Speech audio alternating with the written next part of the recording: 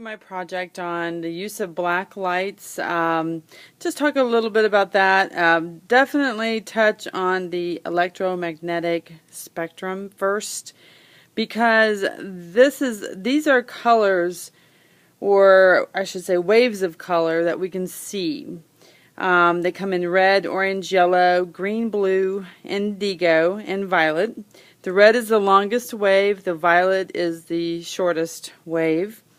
And these water vapors in the atmosphere can break apart wavelengths, creating the rainbow that we see in the sky after it rains. Or actually during the rain, when the sun and the rain kind of happens at the same time.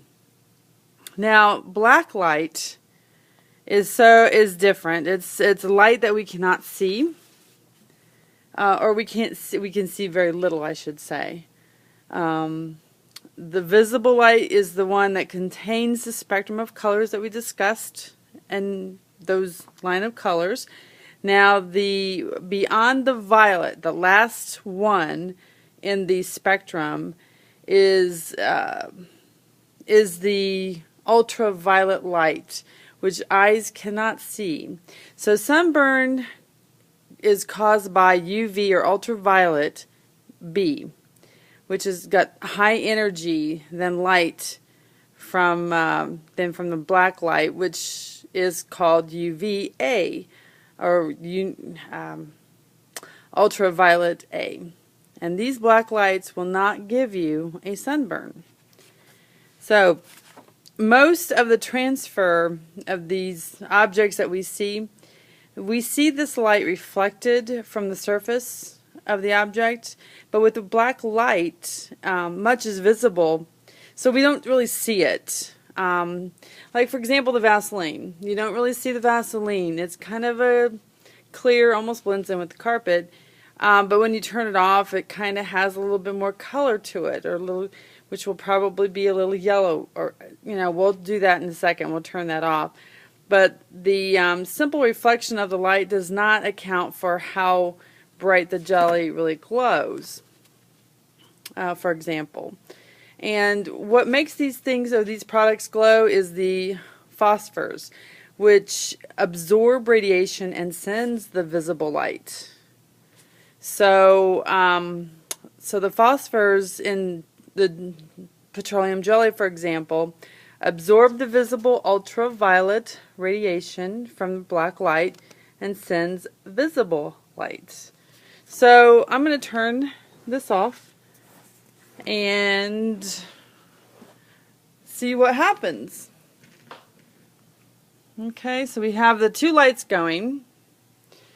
Now, let's see, we see the petroleum jelly, which is kind of glowing. It's not hidden, it's not in the dark. Then we have the makeup, which, again, don't know if you can kind of see, but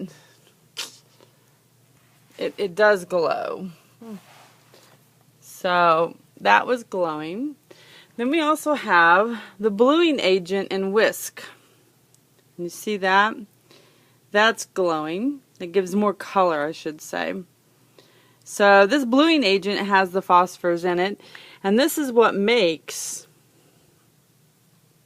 that's what makes our whites whiter when we do detergent. See, you can't even see the little jar, or the little bottle of the whisk right here, but then when you put it up to the light, you can see it.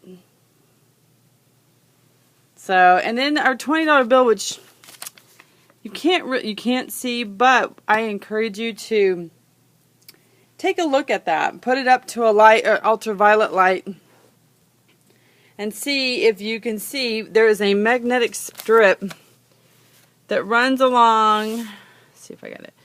Runs along the side right here, and the government put that in place so that we could I see it because I kind of know where it's at, but the reason why they did that is so that it helps counterfeit money.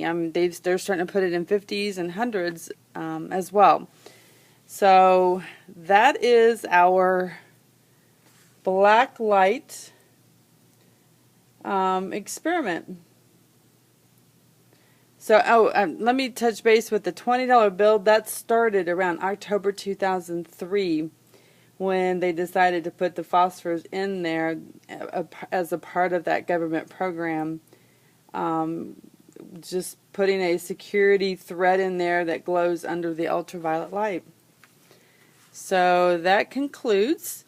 And I also put, I don't know if you can see that, but that glows too, and it says the word end. And I did that for, or with, I should say, the hairspray that's down there that I'm showing you right now next to that black light. That I did with the glow-in-the-dark hairspray.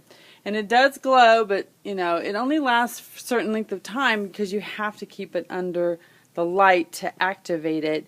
And then you shut the light out, and then it's dark, and the black light, you know, then it brings it out. So that concludes my story about ultraviolet light, which is that one level right underneath the spectrum of colors.